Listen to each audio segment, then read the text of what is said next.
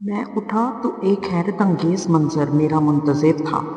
میں نے دیکھا کہ حور و حور غلمان کے چہروں پر بشاشت اور خوشی کی لہر دوڑ رہی تھی اور ان کی جھولیاں انتہائی حسین موتیوں سے بھری ہوئی تھی۔ میں کچھ نہیں سمجھ پایا۔ صالح نے میری حیرت دور کرتے ہوئے کہا، خدا نے تمہاری طرف سے ان کو بخشش عطا کی ہے۔ تمہاری آنکھوں سے تو آنسو ہی بہے تھے، مگر خدا نے ان کو قبول کر کے موتیوں کی برسات برسا دی۔ یہ ان کے لیے تمہاری آمد پر ایک تحفہ ہے جو ان کی زندگی کی سب سے قیمتی متاع ہے۔ ہم دوبارہ چلنے لگے اور آخرکار یہ استقبالی قطار ایک بلند و بالا دروازے پر ختم ہوئی۔ ہمارے قریب پہنچنے سے قبل ہی دروازے کے دونوں پٹ کھل چکے تھے۔ یہاں سے رضوان واپس لوٹ گئے اور میں صالح کے ساتھ اپنی رہائش گاہ میں داخل ہو گیا۔ رہائش گاہ کا لفظ میں نے اس لیے کہا کہ کاٹیج، ہٹ، گھر، مکان، عمارت، بلڈنگ، بنگلہ، کوٹھی اور محل، قصر اور شہر جیسے تمام الفاظ میری اس رہائش گاہ کو بیان کرنے کے لیے قطعاً ناکافی تھے۔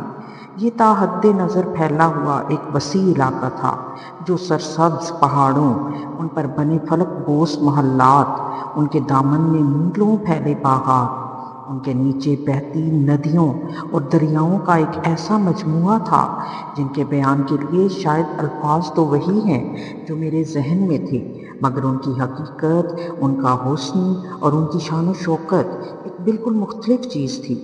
میں نے اس وسیع منظر نامے پر نظر ڈالتے ہوئے صالح سے دریافت کیا، اتنے سارے محلات میں سے میری رہائش گاہ کون سی ہے؟ اس نے ہنستے ہوئے کہا، یہ محلات تمہاری رہائش گاہ نہیں، یہ تمہارے قریبی خدام کی رہائش گاہ ہے۔ تمہاری رہائش یہاں سے کافی دور ہے، تم چاہو تو پیدل بھی جا سکتے ہو، مگر بہتر ہے کہ اپنی سواری میں جاؤ۔ یہ کہہ کر اس نے ایک طرف بڑھنے کا اشارہ کیا۔ میں نے اس سمت دیکھا تو ایک انتہائی شاندار مگر قدرے چھوٹا سا گھر بنا ہوا تھا۔ چھوٹا اس دنیا کے حساب سے تھا، وگرنہ پچھلی دنیا کے اعتبار سے یہ کوئی عظیم الشان محل جتنا وسیع تھا۔ مگر عجیب بات یہ تھی کہ صالح توجہ نہ دلاتا تو میں کبھی اس کی موجودگی محسوس نہیں کر سکتا تھا، کیونکہ یہ مکمل طور پر شیشے کا بنا ہوا اور اتنا شفاف تھا کہ اس کے آر پار سب کچھ نظر آ رہا تھا۔ صالح آگے بڑھا تو میں اس کے پیچھے اس خیال سے چلا کہ اس گھر میں کوئی گاڑی وغیرہ جیسی سواری کھڑی ہوگی، مگر وہ سیدھا مجھے اس گھر کے وسط میں موجود ایک کمرے میں لے گیا جہاں ہیرے جواہرات سے مرصع شاہانہ انداز کی عالیشان نشستیں نصب تھیں۔ صالح نے مجھے اشارے سے بیٹھنے کے لیے کہا، پھر وہ بولا، یہ تمہاری سواری ہے جو تمہیں تمہاری منزل تک پہنچا دے گی۔ میں تمہیں تنہا چھوڑ رہا ہوں تاکہ تمہیں یہ معلوم ہو جائے کہ یہاں کے اصل بادشاہ تم ہو۔ تمہیں کسی سہارے، کسی خادم اور کسی فرشتے کی مدد کی کوئی ضرورت نہیں۔ تم جو چاہو گے وہ خود بخود ہو جائے گا۔ اب میں تمہیں تمہارے گھر میں ملوں گا۔ قبل اس کے کہ میں اسے کچھ کہتا وہ باہر نکل گیا۔ صالح کی اس بات پر میں شوق میں آ گیا تھا، بلکہ سچی بات تو یہ ہے کہ جنت میں داخلے کے بعد سے میں ایک مسلسل شوق کی حالت میں تھا۔ ہر لمحے ملنے والے مسرت آمیز صدمات نے مجھے قدرے معاف کر دیا تھا۔ تاہم کچھ دیر میں نے خود کو سنبھالا اور میں سوچنے لگا کہ میں کہاں ہوں اور کیوں ہوں، اور یہ کہ صالح نے مجھ سے ابھی کیا کہا تھا۔ صالح کے الفاظ کو میں نے ذہن میں دہرایا اور اس کی بات کا مطلب سمجھ میں آتے ہی مجھ میں انتہائی غیر معمولی اعتماد پیدا ہو گیا۔ مجھے لگا کہ میری بادشاہی اس لمحے سے شروع ہوتی ہے۔ تاہم سوال یہ تھا کہ یہ گھر یا سواری چلے گی کیسے؟ میں نے دل میں سوچا کہ صالح نہیں ہے تو کیا ہوا، وہ رب تو اس لمحے بھی میرے ساتھ ہے جو دنیا میں زندگی بھر میرے ساتھ رہا تھا۔ اس کے ساتھ ہی مجھے بے اختیار قرآن کریم کا یہ بیان یاد آ گیا کہ جنت میں بندوں کی ہر درخواست سبحان اللہ کہنے سے پوری ہو جایا کرے گی۔ میں نے دھیرے سے کہا، سبحان اللہ۔ اس کے ساتھ ہی یہ گھر جو ایک سواری تھی خود بخود فضا میں بلند ہونے لگا۔ میں خوشی سے کھلکھلا اٹھا اور میں نے زور سے پکار کر کہا، یا اللہ، یا اللہ، یا اللہ۔ मेरी सवारी धीरे धीरे एक सम्त बढ़ने लगी। मैं खामोशी से सर टिकाकर नीचे फैले हुए हसीन मंजर से लुत्फ अंदोज होने लगा। घर धीरे धीरे उड़ रहा था कि मुझे महसूस हुआ कि नीचे शाम का सम धुंधलका फैलने लगा है। कुछ ही देर में हर तरफ मुकम्मल तारीकी छा गई। इसके साथ ही शीशे का ये घर दूधिया रंग की उस रोशनी से जगमगा उठा जिसका मुआखिज और मंबा कहीं नजर ना आता था। अंधेरे में मेरा सफर जारी था। बाहर दूर तक गहरी तारीकी छाई हुई थी, मगर इस तारीकी में कोई अंदेशा, कोई खौफ नहीं था। तारीकी की इस तह पर दबी सन्नाटे की एक और तह जमी हुई थी, मगर इस सन्नाटे में भी कोई वहशत, कोई दहशत नहीं थी। अंधेरे की तरह ये सन्नाटा भी अपने अंदर एक अजीब नोयत का सुकून और सरूर लिए हुए था।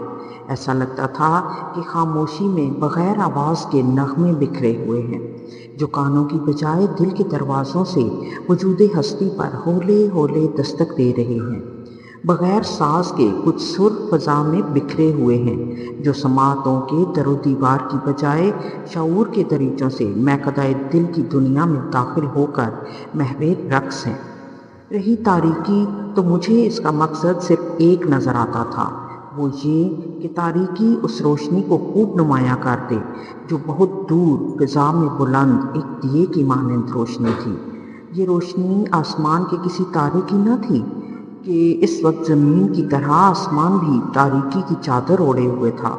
ये रोशनी एक बुलंद पहाड़ की चोटी से उठ रही थी। अंधेरे में ये रोशनी बेहद हसीन और दिलकश लग रही थी, इतनी कि उसे नज़र हटाने का दिल नहीं चाहता था। फिर मैंने सोचा कि इस अंधेरे में देखने को और रखा ही क्या है। मेरे दिल में ख्वाहिश पैदा हुई कि क्या ही अच्छा हो कि मैं नीचे का मंज़र रोशनी में देख सकूं।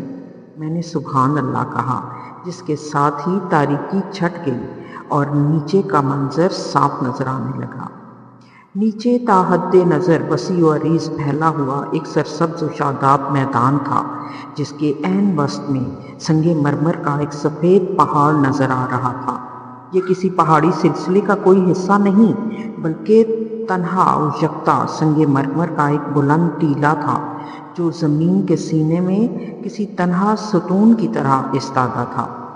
इस पहाड़ की बुलंद चोटी होते होते एक नेज़े की नोक की तरह बारीक होकर ख़त्म हो रही थी, मगर ये पहाड़ का खात्मा न थी, बल्कि ये नोक इस अजीम शान और आली शान महल की बुनियाद का काम कर रही थी, जो ऐन उसके सिरे पर बना हुआ था। मुझे ये मंजर हकीकत से ज़्यादा किसी मुसव्विर की तख्लीक का शाहकार महसूस हो रहा था, इसलिए कि मैदानों में ऐसे पहाड़ की इतनी बारीक चोटी और चोटी के सहारे खड़े ऐसे महल हकीकत में नहीं मौजूद हुआ करते। मगर वो पिछली दुनिया की बातें थीं। अब तो आजमाइश और तबी कवानीन की वो साबका दुनिया ख़त्म हो चुकी थी। एक नई दुनिया वजूद में आ चुकी थी, जिसमें मेरी बादशाही थी और मैं था। मैंने सोचा कि इंसानी तारीख हज़ारों लाखों बरस का सफ़र तय करके दौरे तौहीद में दाखिल हो चुकी है, जब ज़मीन का इंतज़ाम खुदा के फरिश्तों ने संभाल कर हर नामुमकिन को मुमकिन कर दिया है और एक ऐसी दुनिया बना दी है जिसकी तारीकी हर खौफ और खामोशी, हर अंदेशे से पाक है, जिसका अंधेरा चरागां का हिस्सा और खामोशी मौसीकी का सामान हुआ करती है। मेरी ख्वाहिश पर एक दफ़ा फिर तारीकी छा चुकी थी। तारीकी से मुझे ख्याल आया कि कुछ अहले जहन्नुम का हाल भी देख लूं। मैंने सुभान अल्लाह कहा और इसके साथ ही मेरे बाएं तरफ नीचे की समत एक स्क्रीन नमूदार हो गई। उस पर जो मंजर नमूदार हुआ वो हद दर्जा दहशतनाक था। ये जहन्नुम के वस्ती हिस्से का मंजर था। खौफनाक और तवाना फरिश्ते भड़कती हुई आग से चंद इंतहाई बदहैबत और बदशक्ल इंसानों को घसीट घसीट कर बाहर निकाल रहे थे। उनके गलों में तोप थे और हाथ पांव में भारी और नोकीली जंजीरें बंधी हुई थीं। उनके चेहरे का गोश्त आग में झुलस चुका था। उनके जिस्म पर तारकोल का बना हुआ लिबास था। جس سے سلگتی آگ ان کے گوشت کو جلا رہی تھی۔ وہ شدت تکلیف سے چیخ رہے تھے، رو رو کر اللہ سے فریاد کر رہے تھے کہ انہیں ایک دفعہ دنیا کی زندگی میں جانے کا موقع دیا جائے، پھر وہ کبھی ظلم، کفر اور ناانصافی کے قریب بھی نہیں پھٹکیں گے۔ مگر وہاں چیخنا، رونا اور دانت پیسنا سب بے سود تھا۔ پھر ان جہنمیوں نے چلا چلا کر پانی مانگنا شروع کیا تو فرشتے ان کو گھسیٹتے ہوئے پانی کے کچھ چشموں تک لے گئے۔ یہاں ابلتے پانی سے بھاپ اٹھ رہی تھی، مگر یہ جہنمی اتنے پیاسے تھے کہ اسی پانی کو پینے پر مجبور تھے۔ وہ کھولتے ہوئے پانی کو پیتے اور چیختے جا رہے تھے۔ وہ اس پانی سے منہ ہٹاتے، مگر کچھ ہی دیر میں اتنی شدید پیاس لگتی کہ پھر جانوروں کی طرح اسی پانی کو پینے پر خود کو مجبور پاتے۔ اس عمل کے نتیجے میں ان کے چہروں کی کھال اتر گئی اور ان کے ہونٹ نیچے تک لٹک گئے تھے۔ یہ منظر دیکھ کر میں نے بے اختیار اللہ کی پناہ مانگی اور اس کا شکر ادا کیا کہ اس نے مجھے اس بدترین انجام سے بچا لیا۔ پھر میں اس منظر کو بھول کر اس جاذب نظر روشنی کو دیکھنے لگا جو پہاڑ کی چوٹی پر بنے میرے محل سے اٹھ رہی تھی۔ میری سواری دھیرے دھیرے اس محل کی سمت بڑھ رہی تھی۔ میرے دل میں خواہش پیدا ہوئی کہ محل پہنچنے سے قبل ہی میں یہاں بیٹھے بیٹھے اس کو دیکھ لوں۔ حسب معمول میں نے سبحان اللہ کہا۔ یکا یک میرا کمرہ سینما گھر میں بدل گیا، مگر اس سینما کا اسکرین سامنے نہ تھا، بلکہ دائیں بائیں، سامنے، اوپر اور نیچے کی سمت محل کا منظر کسی 3D فلم کی طرح چلنے لگا۔ مجھے محسوس ہوا کہ میں خود محل کے اندر موجود ہوں اور سب کچھ دیکھ اور سن رہا ہوں۔ آج یہاں جشن کا سماں تھا۔ بلند پہاڑ کی چوٹی پر میرا یہ شاندار محل بقعہ نور بنا ہوا تھا، بغیر کمکموں کے پھوٹتی ہوئی روشنیاں اور بغیر کسی شمع کے منور ہوتے فانوس اس شاندار محل کو اندھیرے کے سمندر میں روشنی کا ایک جزیرہ بنائے ہوئے تھے۔ یہ روشنی ہر سمت اور ہر رخ سے پھوٹ رہی تھی۔ یہ روشنی سے زیادہ رنگ و نور اور قوس و قزح کی وہ برسات لگتی تھی جو نگاہوں کے راستے احساسات کی دنیا کو ہر لمحہ ایک نئی لذت سے روشناس کرا رہی تھی۔ روشنی اس قدر دل نواز اور نظر نواز بھی ہو سکتی ہے، کسی آنکھ نے کبھی اس کا مشاہدہ نہ کیا ہوگا۔ وقفے وقفے سے یہاں نغمہ و آہنگ کا ترنم چھڑتا اور دلوں کے تار چھیڑتا ہوا فضا میں بکھر جاتا۔ موسیقی اس قدر مدہوش کن بھی ہو سکتی ہے، کسی سماعت کو کبھی اس کا گمان نہ گزرا ہوگا۔ فضا میں نغمگی کی لہریں ہی معجزہ نہ تھیں، بلکہ دھیمی دھیمی خوشبو کی مہک بھی فضا کو معطر بنائے ہوئے تھی۔ خوشبو اس قدر فرحت انگیز بھی ہو سکتی ہے، کسی انسان نے کبھی اس کا تصور نہ کیا ہوگا۔ وسیع و عریض محل کی راہداریوں پر خدام کی چہل پہل بکھرے موتیوں کا منظر پیش کر رہی تھی۔ ان کے چہروں پر روشنی، لباس میں خوبصورتی، گفتار میں دلکشی اور انداز میں مستعدی تھی۔ ان خدام کی منزل محل کے ایک کونے پر بنا وسیع و عریض باغ تھا۔ یہ باغ کیا تھا؟ سبزے، پھولوں اور درختوں کا ایک ایسا گلدستہ تھا جس نے اپنے حسن سے چمن بندی کی ہر انتہا کو مات دے دی تھی۔ ہزارہا رنگ اس باغ میں بکھرے ہوئے تھے۔ صرف ایک سبز رنگ نے اتنی مختلف شکلوں میں اپنا ظہور کیا تھا کہ انہیں گنا نہ جا سکتا تھا۔ بلند و بالا درخت اور ان پر لگے ان گنت اقسام کے پھل، ہر درخت پر مختلف رنگ کے پتے، ہزارہا طرح کے پودے جن پر لگے ہوئے رنگ برنگے پھول اور کلیاں، یہ سب کچھ بے ترتیب نہ تھا، بلکہ اصل حسن اس ترتیب میں ہی تھا جس کے ساتھ ان درختوں، پودوں اور پھولوں کو منظم کیا گیا تھا۔ یہ باغ کسی شاعر کی دل آویز غزل کی طرح تھا جس میں منتشر الفاظ کو وزن، قافیے اور ردیف کے نظم میں پرو کر ایک شاہکار تخلیق کیا جاتا ہے۔ اس حسین اور جمیل باغ کے حسن میں وہ راستے اور روشیں قیامت ڈھا رہی تھیں جو یاقوت، موتی، زمرد، نیلم اور فیروزے جیسے قیمتی پتھروں کے سنگ ریزوں سے بنائی گئی تھیں۔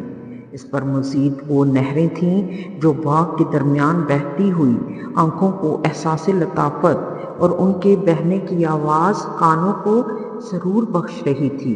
ان نہروں میں سے کسی میں سفید دودھ، کسی میں جھاگ اڑاتا بے آمیز پانی، کسی میں سرخ ارغوانی شراب اور کسی میں بہتے شہد کی موجیں رواں تھیں۔ ہر نہر سے ایک منفرد نوعیت کی خوشبو اٹھ رہی تھی جو قریب جانے والے کو اپنے سحر میں جکڑ لیتی۔ نہروں کے ساتھ اور درختوں کے نیچے جگہ جگہ بیٹھنے والوں کے لیے ہیروں اور جواہرات سے جڑے ہوئے تخت، شاہانہ نشستیں، خبیث قالین اور آرام دہ تکیے رکھے ہوئے تھے۔